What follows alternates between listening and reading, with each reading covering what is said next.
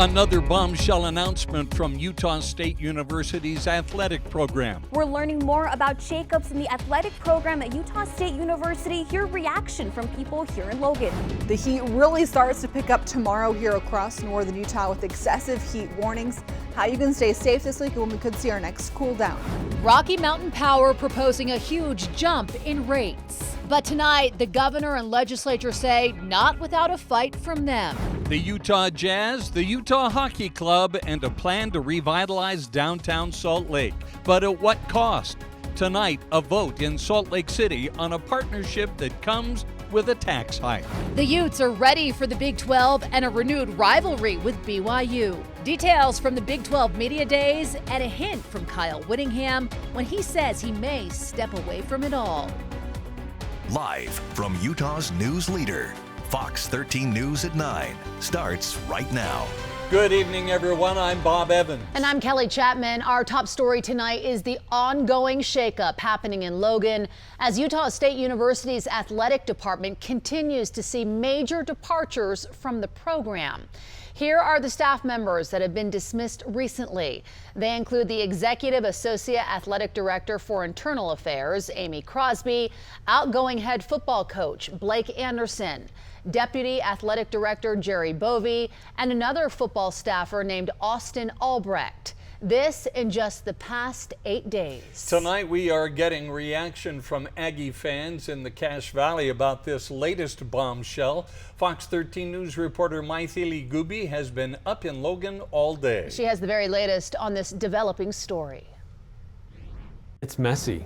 Could be one of the messiest summers in Utah State history. Eric and Jason co-host a sports radio show on 106.9 FM, The Fan in Logan. It's kind of disappointing to see. Just, when Utah State ends up in national headlines, you like to see it for the right reasons. And the reason the Utah State University athletic program is making national headlines is because of shakeups in staffing. It just came out of the blue completely, where hadn't heard anything from behind the scenes. There was really no indication from anywhere that this was about to happen. 4 top staff members let go in the span of 8 days. The first 3 included head football coach Blake Anderson and 2 other high-ranking staff members. The university released a statement saying it was because of results of a Title IX investigation. The report comes out and like that, they're fired. So it's odd. And I wish we knew more details. And maybe in time we will, but right now it's strange. The 4th was Executive Associate Athletic Director for Internal Affairs, Amy Crosby. The university wouldn't comment about her dismissal. Well, based on the reaction on our show, I mean, a lot of Aggie fans are just confused and upset. I spoke to people on USU's campus about this. I think it's one of these things that just has to kind of work through the system because we do have a grievance process here on campus, and I understand it'll go through that grievance process, and I'm sure that, all sides will be heard and worked out at that point. To me, usually I see it as it takes 2 to tango a lot of the times, and so I think, especially in a coaching staff where they're working so close together constantly to build the team, then it usually is going to take more than one member of the team for something to go wrong. Hoping it doesn't impact the athletes or programs in the long term. There's a lot of frustration and concern in what's going to be the trust level moving forward with who's left. So it's going to be a challenging couple of months for Utah State and its fans. We did hear from Deputy Athletic Director Jerry Bovee in a statement saying that he was blindsided by the decision to terminate his employment. He does believe that he reported the incident in question, so he does plan to file a grievance. We'll stay close to this story and update you as we get more details. In Logan, I am Maithili Gubi, Fox 13 News, Utah. There are 3 major wildfires burning in Utah tonight. The Silver King fire was sparked by lightning last Friday. It has since burned more than 11,000 acres in the Fish Lake National Forest, about 8 miles west of Marysvale in Piute County. No homes are threatened, but multiple historic mining structures are.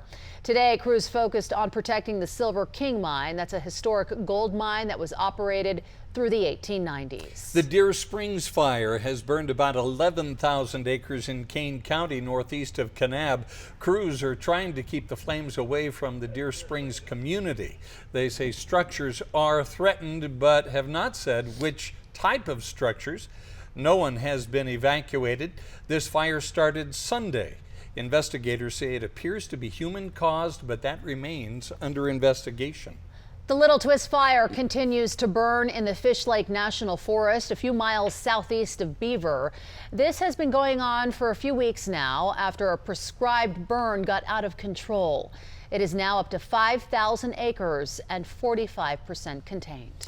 Weather conditions continue to make it difficult to fight wildfires. Allison? Yes, very hot temperatures in the forecast across the state heading into the next couple of days. The heat wave has already started in southern Utah, and it's still hot right now here in Salt Lake. 90 degrees during the 9 o'clock hour, 81 currently for Tooele, 90 for Farmington. A little bit cooler down into Provo at 83 degrees, but as we look across the state, check out that temperature right now in St. George. Currently 105. So a lot of heat today, tomorrow, and over the next several days.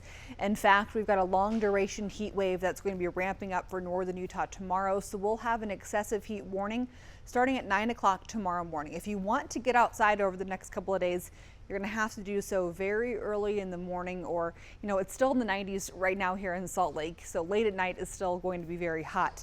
Southern Utah through Friday, 110 to 115. Most valleys here in northern Utah, though, in the 100 to 105 range, maybe even getting up to 106. We also have fire concerns continuing for central Utah with red flag warnings through 9 o'clock tomorrow night. Ridgefield down through northern Washington County over towards Escalante. Relative humidity, pretty low here across the region. We'll talk more about this and what to expect for fire weather the next few days, and if we're going to see a cool down anytime soon. A little more than an hour ago, the Salt Lake City Council voted unanimously to approve a partnership with the Smith Entertainment Group to redevelop the Delta Center and the area surrounding it. The plan would raise the sales tax in Salt Lake City by 0.5%. The proposal now goes to the Legislative Committee. Fox 13 News reporter Spencer Joseph will have a full recap a little bit later in this newscast. Utah Congresswoman Celeste Malloy is declaring victory tonight after the latest election returns came in. 214 votes separate Malloy from her Republican primary opponent, Colby Jenkins. If that lead holds, she is the Republican nominee for Utah's 2nd Congressional District. 214 votes is pretty close, but it's about 213 votes more than you need to win, so I'm grateful for that. Our democracy is stronger when we have robust debate and a lot of engagement, and I commend anyone who's willing to put their name on a ballot and run. So I commend my opponent. He's run a really tough race. Waiting this long for a race to get called is not for wimps. Colby Jenkins can ask for a recount. The results are within the margin of error. Malloy doesn't think it will change the outcome, and she doesn't question the validity of the election. Malloy also thanked the county clerks and election staffers for their work in a long primary season. The Granite School District Board of Education has appointed Ben Horsley as the new superintendent. Horsley replaces Dr. Richard Nye, who was recently appointed as Senior Education Advisor to Governor Spencer Cox. Horsley has been with Granite School District for more than 15 years. He served as Chief of Staff to Superintendent Nye for the past 3 years. In Iron County, a man has been hospitalized after being gored by a bull. The sheriff's office says they were called to Old Irontown yesterday about a fight and an incident with a bull. When deputies arrived, they found the injured man who had been gored. Paramedics drove the victim to the hospital by ambulance. 2 other men involved were identified as the owner of the bull and the person responsible for caring for the animal. Deputies don't know what started the altercation. After a deadly crash in Ogden Canyon, some people are asking for changes. What they think could make this road safer. Rocky Mountain Power is facing the wrath of Utah's Capitol Hill. We'll explain why. Plus, we have our final installment of our Path to the White House series, this time focusing on immigration. And the Salt Lake City, Utah Committee for the Games will make its presentation to the IOC in just 2 weeks. We'll have a preview of how they plan to sell Utah to the world. It's day 2 of the Salt Lake City Summer League. Can the Jazz win their second game in a row? I'll have the highlights coming up.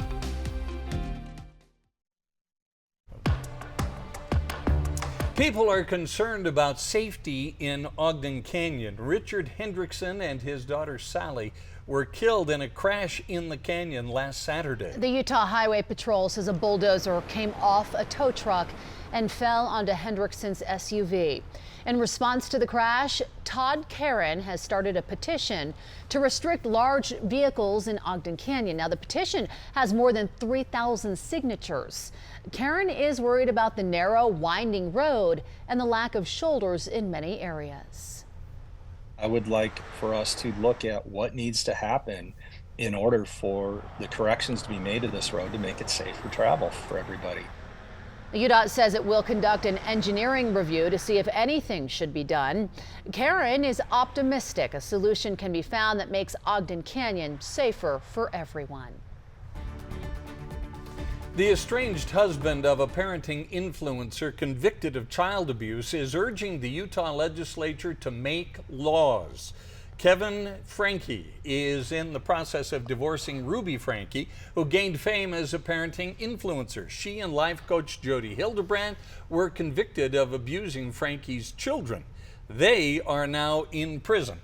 Today, Kevin Franke spoke to the legislature's Child Welfare Oversight Panel about his frustrations with law enforcement and child protective services. These individuals should no longer be able to hide child abuse by simply ignoring the phone calls and the door knocks from DCF caseworkers and waiting the obligatory 30 days before the case is closed. Second, laws regarding emotional abuse need to be created and/or improved in this state. Franke says religious extremism cannot be an acceptable cover for child abuse. He also wants an audit of Utah's occupational licensing agency, asking why Hildebrand was allowed to be licensed as a mental health counselor. Lawmakers say they will consider what changes are needed. Rocky Mountain Power is facing the wrath of the Utah legislature over a proposed rate hike of nearly 30%. Rocky Mountain Power has filed with the Public Service Commission a request for a rate hike. In 2 phases, Rocky Mountain Power is proposing a $13 increase to the average monthly bill starting in February of 2025, then another $10 starting in 2026. The governor calls it laughable if it wasn't so dangerous. House Speaker Mike Schultz says he'll fight it and take action if Rocky Mountain Power doesn't back off. I think they're going to have to be willing to look at options. Otherwise, the state should be looking, and we will look at other options as well. Right now, Rocky Mountain Power has a pretty firm monopoly on the state of Utah. And there's things we can do to increase competition, to allow other companies to create their own and create energy. Rocky Mountain Power defends the rate hike as necessary because of increased costs, inflation, and rising insurance rates for wildfire risk. The Public Service Commission sets a December hearing on the proposal. Today, the Salt Lake City, Utah Committee for the Games shared a preview of the presentation they will be giving to the International Olympic Committee in Paris in just 2 weeks. 7 members of the 100 people in the delegation, including Governor Cox and Salt Lake City Mayor Aaron Mendenhall, will speak as part of the formal 30-minute presentation to the IOC, explaining what sets Utah apart. Dozens of other members will also be on hand to offer their perspective on Utah. Our goal, our objective is how do we continue to unify the world and make the world better through sport? The key thing out of everything we talk about is we're going to speak from the heart, because Utah loves the games. The Utah bid is the only bid to host in 2034. And as members of the delegation spend the next 2 weeks rehearsing their presentation, they are doing so confidently, fully expecting the Olympic flame to once again burn in Utah. Fox 13 News will be on the ground in Paris when the announcement is made. We will have complete team coverage of this historic news starting very early at 3 a.m. on the 24th. Yeah, it's an exciting time. Hard to think of the Winter Olympics, though, when the weather is so hot, Allison. You know, I think a lot of people are maybe wishing that kind of colder weather will be returning to Utah sooner rather than later with the temperatures that we have in the forecast. I know a lot of you love summer, but what we're going to have the next couple of days, I think, will probably be having many of you saying, all right, let's get this show on the road. Let's get to some cooler temperatures. It is still in the 90s, and it's 9 o'clock at night here in Salt Lake. Wind out of the north at 7 miles per hour. St. George still 105, so it is very hot across the state right now. And here are your main weather headlines. Fire weather, a major concern over the next couple of days. A long duration heat wave. We're going to see vulnerable populations likely having very big impacts. Those people without air conditioning that are elderly, young kids, pets, people who are pregnant are all most at risk with this heat wave because we're not going to see much relief overnight either. So it's going to be hard to regulate the homes and our bodies. And as we look at air quality over the next couple of days, the fires will be factoring into that. So as we look at our surface smoke forecast tonight into tomorrow, we continue with our heaviest smoke across southwestern Utah due to the fires that are currently burning. 103 for a high tomorrow in Salt Lake. Orange air quality in the forecast, which is unhealthy for sensitive groups. So if you've got heart or lung conditions, I'm right there with you. I've got asthma. It makes it difficult on a week like this. It's not just our ozone that we're dealing with. We're also looking at our particulate matter over the next couple of days. Plus, we've got the heat starting at 9 a.m. tomorrow. Excessive heat warnings for the Wasatch Front. This will take us through Saturday night. So if you have weekend plans, Friday night, if you're planning on maybe having a barbecue with your friends or hanging out outside, you're going to have very hot conditions. If at all possible, if you need to be outside over the next couple of days, try to do so very early in the day and try to avoid the peak hours, 10 a.m. to 4 p.m. But as you know, right now it's still in the 90s and it's late at night currently. So we're going to continue with temperatures like today. In fact, it's going to get ramped up even more starting tomorrow. Compared to this time last night, we're a little bit warmer out there, about 5 degrees hotter, and we're under mostly clear sky here in Utah. So as you wake up tomorrow morning, we're in the upper 70s already at 8 o'clock in the morning. So you'll have to get outside early in the day if you want those cooler, more comfortable temperatures. Beautiful sunset right now. That is one of the, probably the only good thing, I should say, when we have poor air quality is it makes for some really pretty sunsets and sunrises. That's the only good thing about poor air quality. As we look at our temperatures overnight into tomorrow morning, it's just going to be hot across the board. As you wake up here across Utah, 65 to 75 degrees, and then things are going to get hotter over the next couple of days. So for tomorrow in Salt Lake, we'll have our temperatures rising into the triple digits. 103 for a high tomorrow, air quality orange. For St. George, you start your day in the 80s. You're into the 90s by 10 a.m. and then you're close to 113 tomorrow in southwestern Utah. 100 in Cedar City, 103 for Milford, 102 for Delta, 102 for Tooele tomorrow. For Ogden, Wendover, all triple digits. We're expecting a very, very hot day for tomorrow, and we're going to keep you mostly dry here across the region. We will possibly have some isolated thunderstorms that develop mainly along the higher terrain across southern Utah for tomorrow is a possibility, and the main concern with that will be the potential for lightning. And we don't want any new fire starts, especially with temperatures like this. St. George, you're close to 110 to 115 through Saturday. And for the Wasatch Front, we're close to 100 to 105 through Saturday. We'll talk more about what to expect in the extended forecast coming up later in the hour. The Utah football team participated in Big 12 Media Days today. Kyle Whittingham spoke to the media about his future. When will he retire? We may have a hint coming up.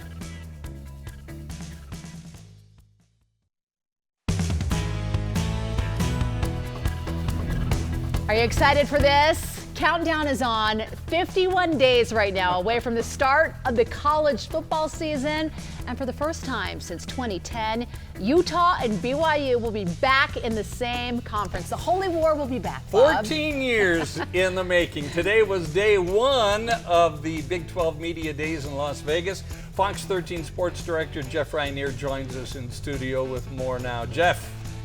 Yeah, Bob and Kelly, great to see the Utes and Cougars back together in the same conference. Now, Kalani and Sitake and the Cougars will talk to the media tomorrow. Today was Kyle Whittingham and the Utes. This will be the 20th season with Kyle Whittingham as Utah's head coach. The question is, how long will he keep coaching? Utah announced the defensive coordinator Morgan Scalley has been named the coach in waiting. So he'll take over the head coaching job when Whittingham decides to retire. Coach Witt today endorsed Scalley as his replacement, but he's not sure when that will happen. This program at this time, Morgan's the right fit.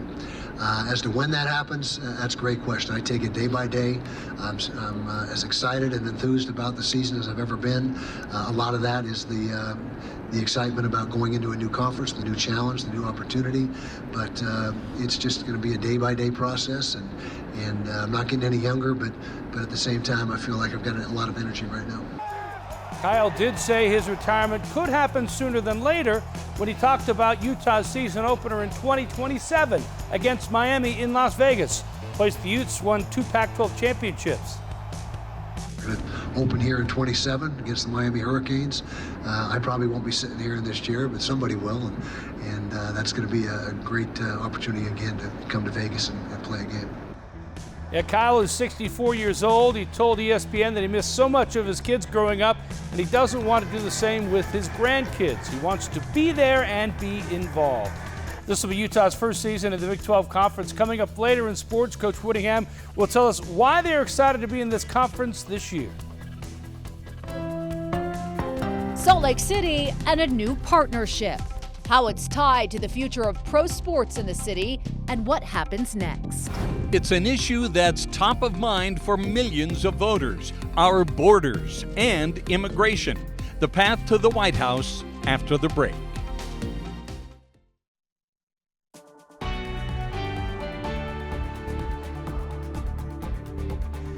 The Salt Lake City Council has unanimously passed one of the biggest hurdles to a sales tax increase and a partnership towards development of the Delta Center and surrounding downtown area. Fox 13 News reporter Spencer Joseph is live outside the City County building with a breakdown of tonight's big vote and what the next steps are. Spencer.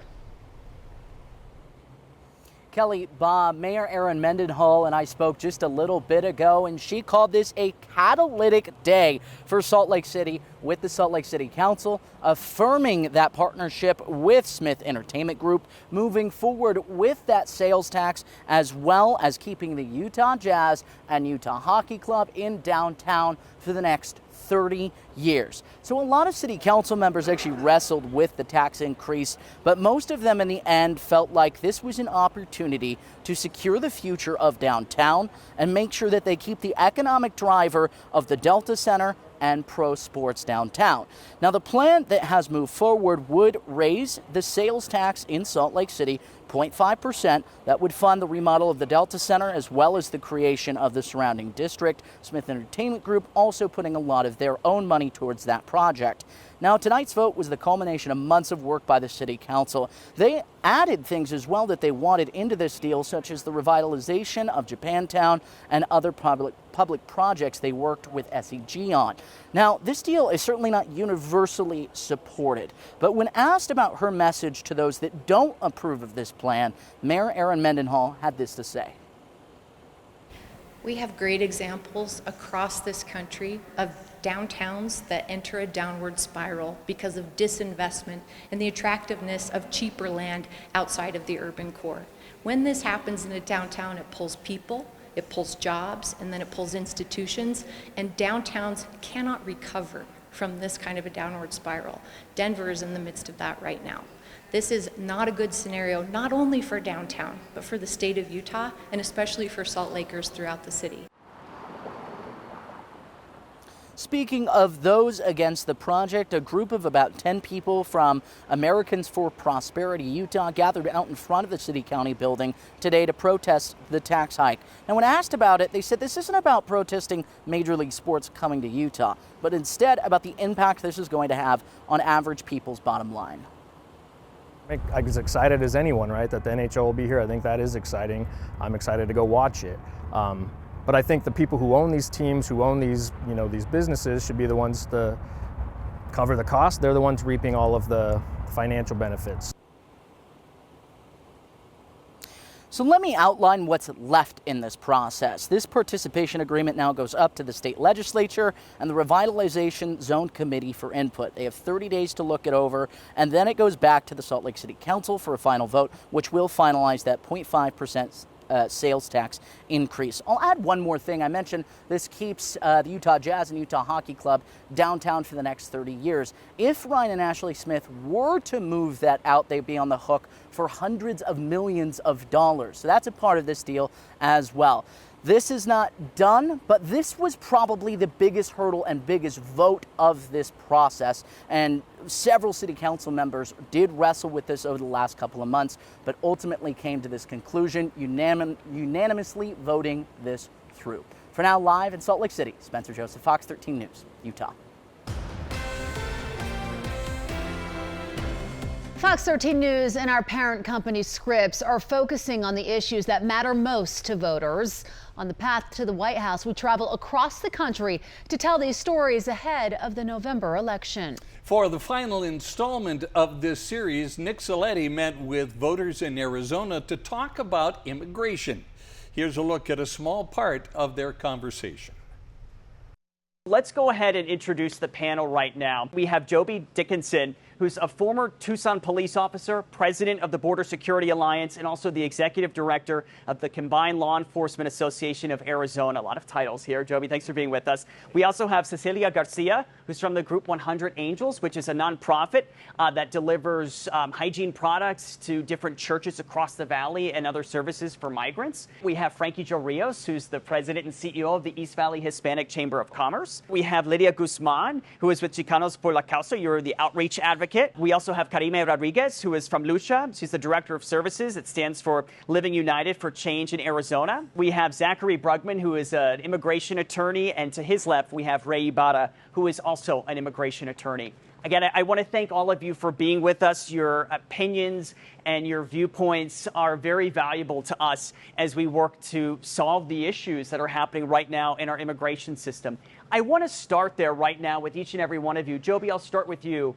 As you see it right now, what do you feel like the big issues are with immigration? It's border security and immigration.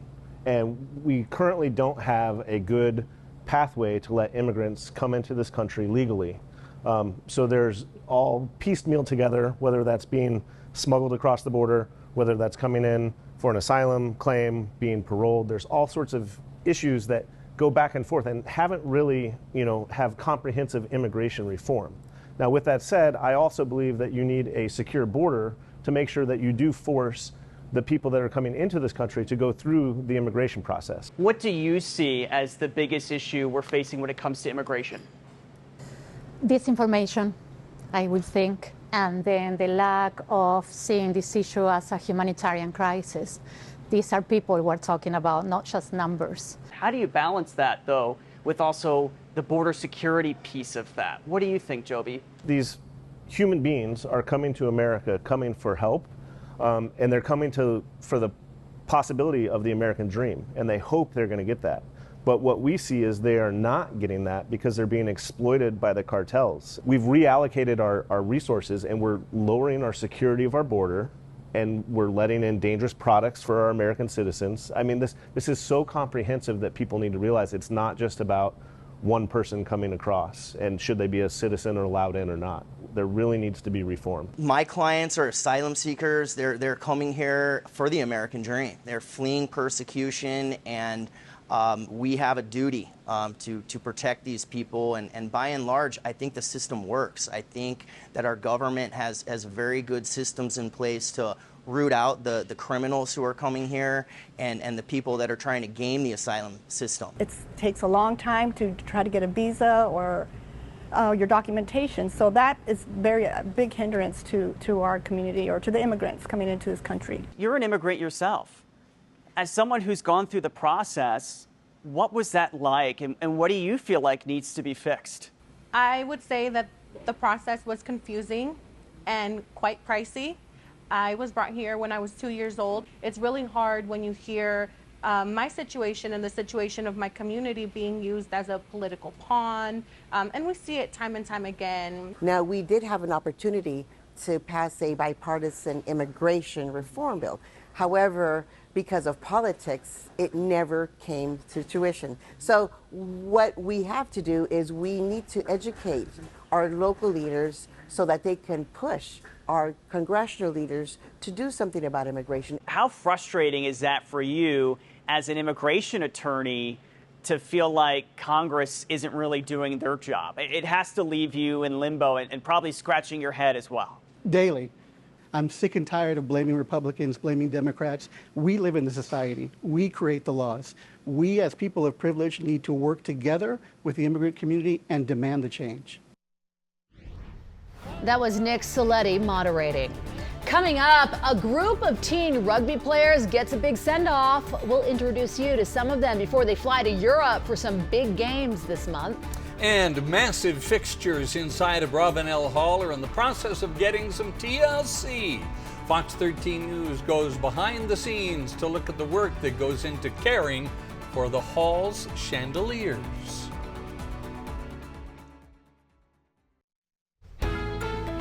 This is really cool. Fox 13 News got a behind-the-scenes look at how the 6 chandeliers that hang from the ceiling of a Bravanel Hall are maintained. Like all things in the world of culture and artistic endeavors, they require regular fine-tuning and close attention to detail. There are nearly 25,000 individual crystals on each chandelier. Wow. Each one takes 5 to 6 hours to clean, and they get cleaned every summer. That's the level of care and detail that we put into our venues, and a lot of care went into designing this venue, and we want to make sure to pay homage to that and to take as good of care of it as we can. They sure are pretty. These are the original chandeliers, which were first put up when a Bravanel Hall was built back in 1979. Today in Riverton, the USA Under-19 Hawks rugby team got a big send-off. For the first time in history, they will compete on the international stage at the European Rugby League U19 Championships in Serbia. 20 of the 21 players on this squad are from Utah. Today, the team was presented with their jerseys. The players are getting ready to leave for Europe over the next 2 days. First game is Scotland. If we win that, we move on to play England, and if we move on, then we play the winner of the other side of the bracket. If we lose, then we go to the losers bracket, and we either play Ukraine or Serbia, and then so forth and so on. I'd like to thank my family for supporting me, my family at home, and my family down in New Zealand, my family all over. I just want to give God all the glory. The team is still struggling to find sponsorship. They don't get paid to play. If you want to help them financially, they have a link to a GoFundMe page on their website, UtahRLA.com. Tonight was Wildfire Prevention Night at the Salt Lake Bees game against the Sacramento River Cats. The first 700 people through the gate at Smith's Ballpark got a free Fire Sense baseball. They look just like that. People could also meet Smokey the Bear at the Bureau of Land Management's booth to meet him and learn what you can do to practice fire safety. All great info, because we've got a lot of heat on the way over the next couple of days. I'll let you know when we could possibly set some records here across Utah. The Utes, can they win the Big 12 Conference in their first year in the league? We'll hear from Kyle Whittingham from Big 12 Media Days in Las Vegas. And the Jazz Summer League went after their second straight win tonight at Delta Center. Could they beat Dylan Jones and the Thunder? The highlights are on the way.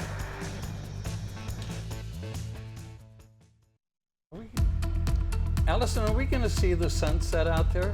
We're looking at it. I mean, this is dark back here, but we're looking at the sunset over on this other monitor. You know, I'm not 100% sure if I have that graphic set up behind me right now. Oh, that's too bad. Got everyone's hopes up. Describe it, Bob. Well, I mean, the pink and orange sky with the mountains just right, and then the city lights and the blue accents of the. Oh, it's a good description. Gorgeous. It really is.